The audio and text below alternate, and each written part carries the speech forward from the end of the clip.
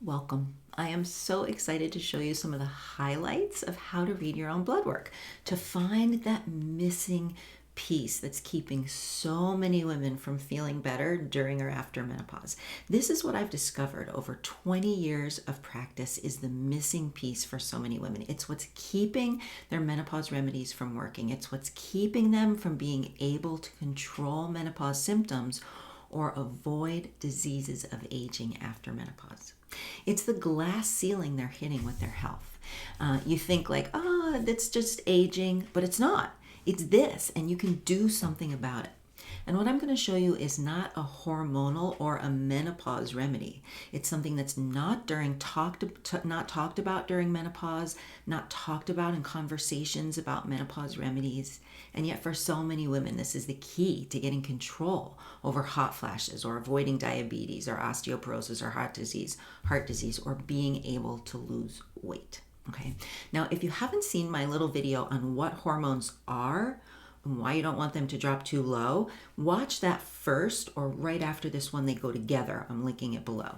But quick version is you need to have enough hormones to have no menopause symptoms and to age well and slowly. It's as if your body, okay, so that's kind of the summary, but you definitely want to check out that video for the list of reasons why. Think of it like this. It's as if your body has a bucket for each hormone. And typical menopause remedies are trying to fill those buckets with enough hormones because, like I show you in the other video, why that's so important to have enough hormones during and after menopause, okay? It can relieve menopause symptoms. It can give massive health benefits after menopause. But now I want you to imagine that there's a big leak in that bucket, the bucket you're trying to fill with hormones. I call this a hormone leak, so that no matter how much you put in, it leaks back out. So your menopause remedies don't work. That's what I call hormone leaks. Your body also has a filter system, and hormones, they need to go through the filter. If the filter is clogged, hormones can't get where they need to go. They get stuck. It's like they're in a traffic jam. You might as well not have them because they're unusable. They're not where they need to be.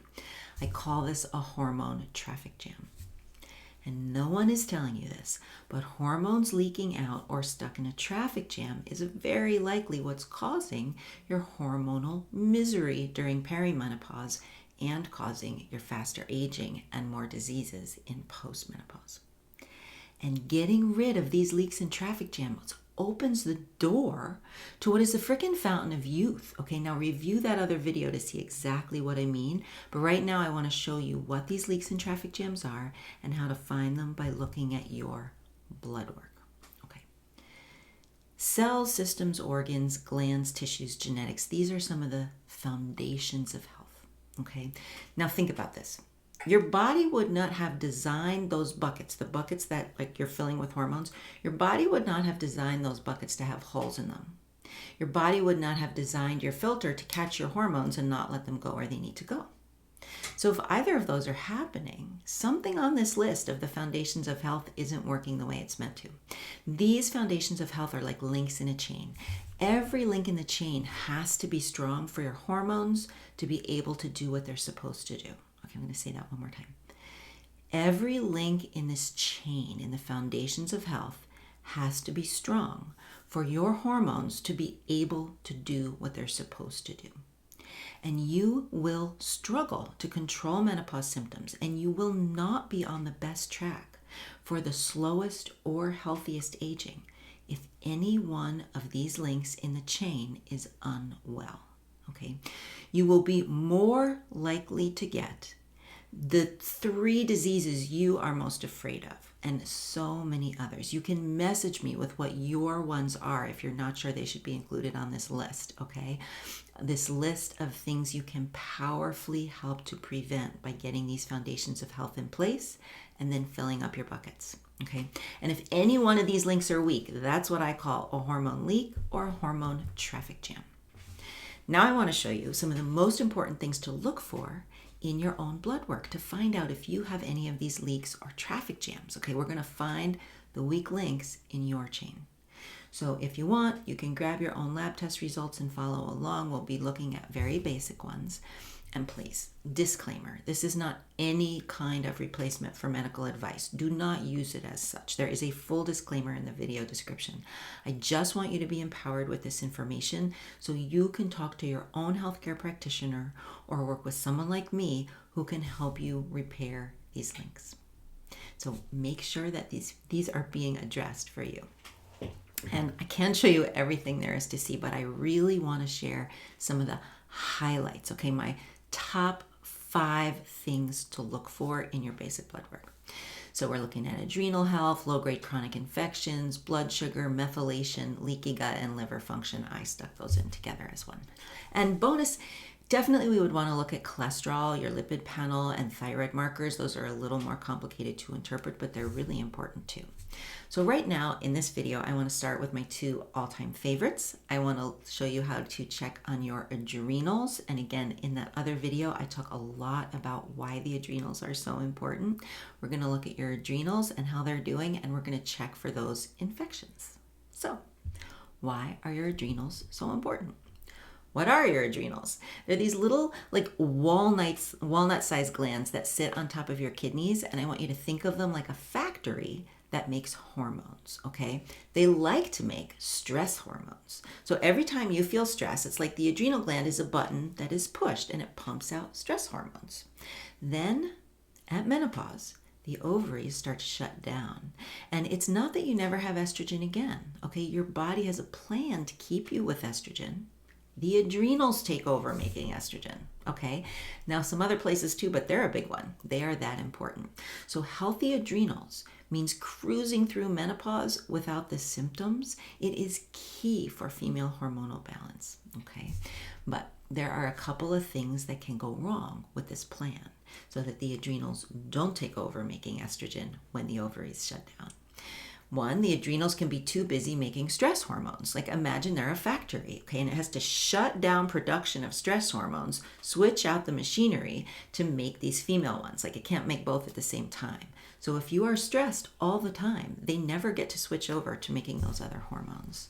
Another big one is it's not that they're busy, it's that they're too tired, okay? They've been constantly making stress hormones. They are burned out. Okay, you've heard of adrenal burnout, adrenal fatigue, adrenal exhaustion. That's what we're talking about here. And we're going to look and see on your blood work if you have it. So first I want to talk though about where is this stress coming from that's causing adrenal burnout in so many women and keeping the adrenals from being able to help make estrogen and these other hormones? Because it might not be where you think, okay? This is really big.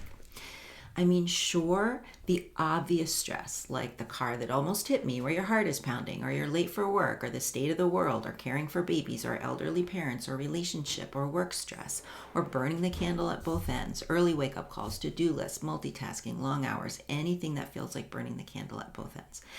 But those are just a part of normal life. Those are not usually the problem, okay? The world is a stressful place. It always has been, and that's not going to change. And we were actually designed to handle quite a lot of that kind of stress really well.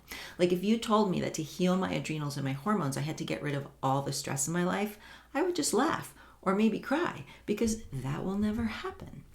And I'm going to take a little aside here and talk about something that's really important to me, okay?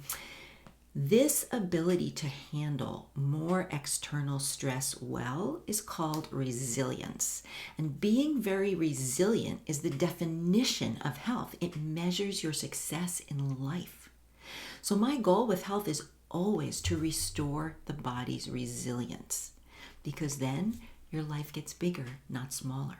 You don't have to avoid stress. You can handle all the different kinds of stress with ease, whether it's extreme temperatures, a sick parent, a COVID virus that visits you, a boss who's in a bad mood, jet lag because you went on an awesome trip, eating a wider variety of foods, having a glass of wine, hiking a mountain at high altitude, exercising more without injuring yourself, or moving, or getting divorced, or whatever life throws at you, you handle it creatively and efficiently. That's resilience, and that's what you can have if and only if your adrenals are full of energy. Okay, so hormones, healthy aging, and resilience. These adrenals are so important. So if all of that we just talked about, like a nice, big, full, somewhat stressful life, is not too much for the adrenals, what is it that's causing them to become so exhausted in so many women?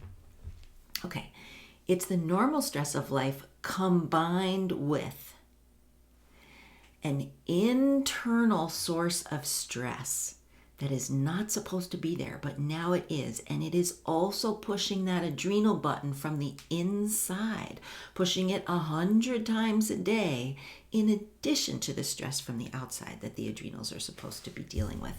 That's what tips the adrenals over the edge into exhaustion. It's these internal sources of stress. Those are the ones we need to get rid of. So what are they? What are these internal sources of stress that are so hard on the adrenals? Well, there are a few, but I just want to talk about two today.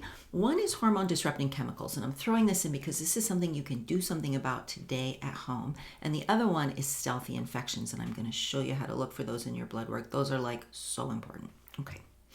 So these hormone disrupting chemicals are things that are, for instance, artificial foods made in a lab, not from nature, flavorings, aspartame, artificial sweeteners, hydrogenated fats, high fructose corn syrups, also pesticides are hormone disrupting chemicals, or full on just too much sugar. One of my favorite doctors says the number one hormone disruptor for women is sugar. Okay. In addition, hormone disrupting chemicals that you're putting on your body, right? Like the fragrances and preservatives and chemicals in skincare and makeup and sunscreen and toothpaste and deodorant and laundry soap and things you're using around your house, air freshener, scented candles, all these chemicals. When they hit the body responds like an invasion is happening. The body goes into high alert. It brings out all the troops to try and protect you. That is a stress response for sure. Your adrenals are doing that, and it's exhausting. So it's time to clean up your diet, and I don't mean eat less calories, just eating real whole foods, not the ones with the hormone disrupting chemicals, and clean up your personal care and cleaning products. There are so many great natural alternatives these days. Okay. And now I want to talk about the other huge category of internal stress that tips us over the edge into adrenal burnout, and that is these low-grade chronic infections. Okay. If there are low-grade chronic infections, they are causing the body to jump into action and try to protect you from them every minute of the day. And it's absolutely exhausting the adrenal energy from the inside out. And these aren't the kind of infections you go and get antibiotics for and they're gone. They're ongoing chronic infections that your body can't stop fighting 24/7, day in, day out, month after month, and year after year. It's like another full-time job. So even when we try to control the external stressors, like I don't care how much you meditate or if you quit your job, if these internal stressors are going on, you're never going to get ahead and replenish the adrenals. Okay, because when the adrenals respond to stress, the button gets pushed, they get tired out. So if you have these internal stressors combined with any amount of external stressors, you simply can't get ahead of the cycle, and it ends with adrenal fatigue or exhaustion. So you have to find that internal stress and address it to be able to heal your adrenals. And without healing the adrenals, you're not going to be able to heal the thyroid or produce estrogen or balance hormones or balance blood sugar or balance the lipid panel and cholesterol. The adrenals are so important because they are upstream. They are foundational for every one of those. Okay, they are a root cause. You've got to get them in good shape, and you've got to deal with the underlying infections to do that. And one thing I just want to throw out there is try now, after hearing this, to think about fixing those things from the top down with blood sugar meds and thyroid meds and hormone meds and sleeping pills and antidepressants. I mean, sure, you might need it and it might help. And I'm not saying don't use it if you need it, but how much better would it be instead of going from the top down like that and having more and more health problems pop up, to go fix the adrenals and then have your body solve all those problems so your symptoms kind of just disappear and you maybe don't need those medications any longer. That is the kind of health we're talking about, okay? Investing in your foundational health is the kind of healing that lasts a lifetime. So In a minute, we're going to look at your blood work for is your adrenals burned out, and do you have those low-grade chronic infections? But first, in case you don't have your blood work, I just wanted to give you a little heads up on what adrenal fatigue is likely to feel like. Because if your adrenals get tired, so do you. You are tired. You might get stress headaches. You might have a weaker immune system, getting sick more often, or having allergies show up, or autoimmune disease show up. You might feel sluggish in the morning. You might find that you can't fall asleep or stay asleep. You got that, like, you're exhausted, but you can't sleep, wired and tired kind of feeling. You might find that you're craving sugar or caffeine or food, any kind of stimulant, because you're tired. You might find that you have unstable behavior, okay, because absolutely your mood and your brain function are tied in with your adrenals. If you're feeling like, you're going along and then this tiny thing happens, like you realize you have to run to the grocery store to get something and it feels overwhelming, or it puts you into full-on anxiety, right? That's not you, that's your adrenals, okay? Mood swings, all that kind of thing. Poor memory, anxiety, depression, that can be caused by your adrenal glands. Also bloating, irritability, dizziness when you stand up. There are so many symptoms of low low adrenals, but these are some of the highlights that I just kind of wanted to mention so you can start to get a sense. My big picture way of seeing this is, if anytime a new challenge comes at you during the day, something you weren't expecting, your response is like, oh, cool. I've got like 3 really good ideas how we could solve that, and this is the best one, so let's move forward with that. That's a sign your adrenals are in good shape if when something new or the second or the third thing comes at you and your response is, oh my goodness, I wish I could get in bed, pull the covers over my head and not have to deal with this today, definitely a sign that the adrenals are exhausted. Okay. And the other thing I want to put out there is the reason I started talking about not just estrogen and progesterone, but thyroid and blood sugar and everything is because your hormones are a system. Western medicine likes to compartmentalize them and say like, oh, the battery's not working, let's replace it. But your body doesn't work in pieces like that. Your systems all work together, and they're like dominoes. If one is affected, they're all affected.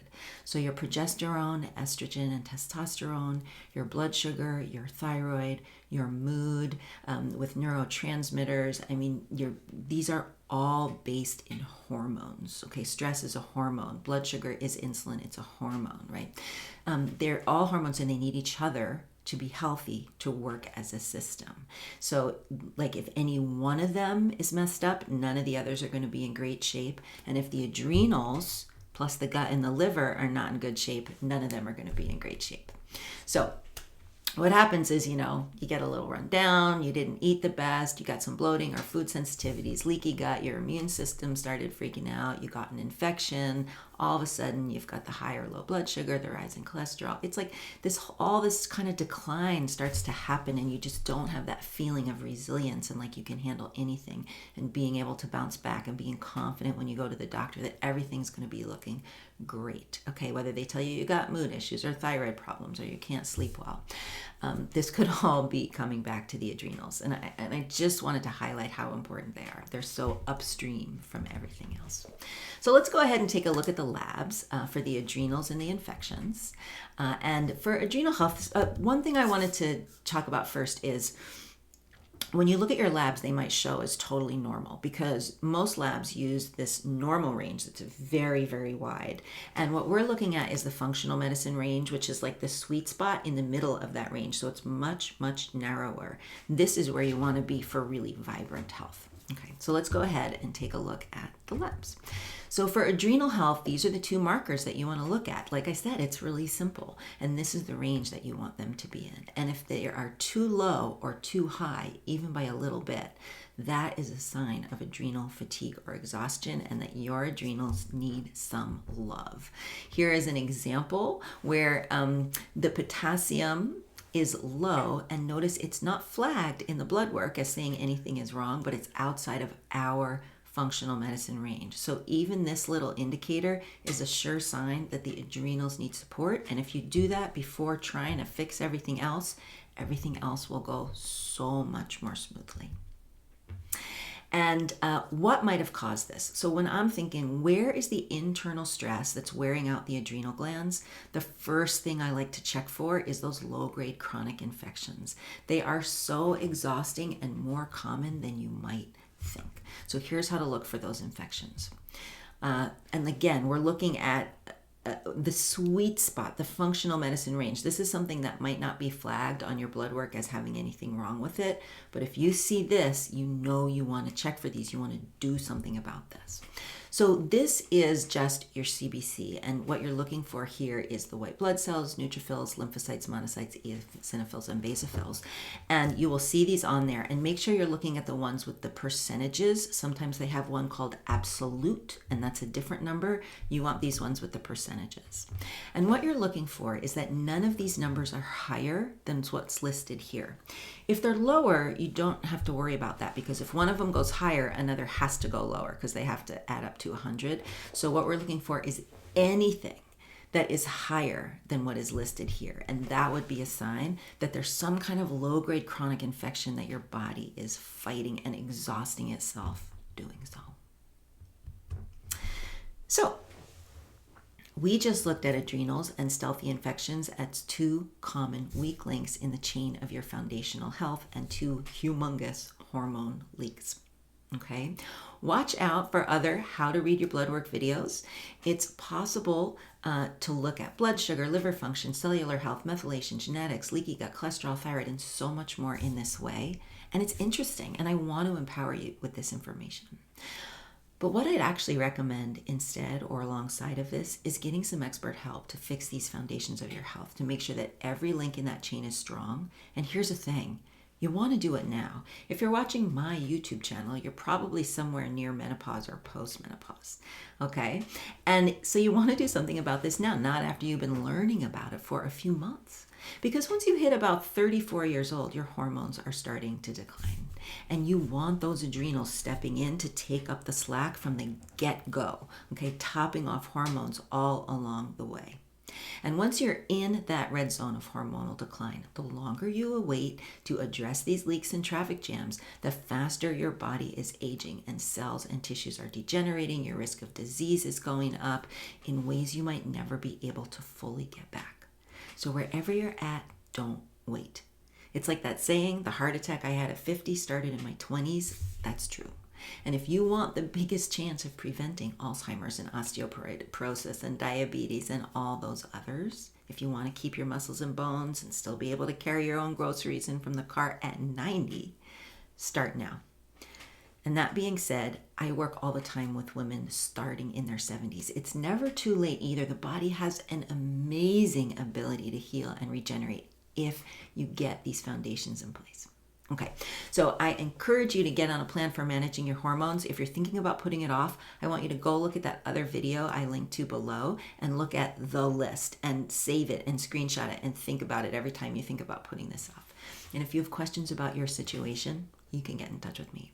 All right, I am Dana Lavoie. I'm the founder of Making Menopause Easy. I'm best known for helping women have a practically symptom-free menopause and slow, healthy aging.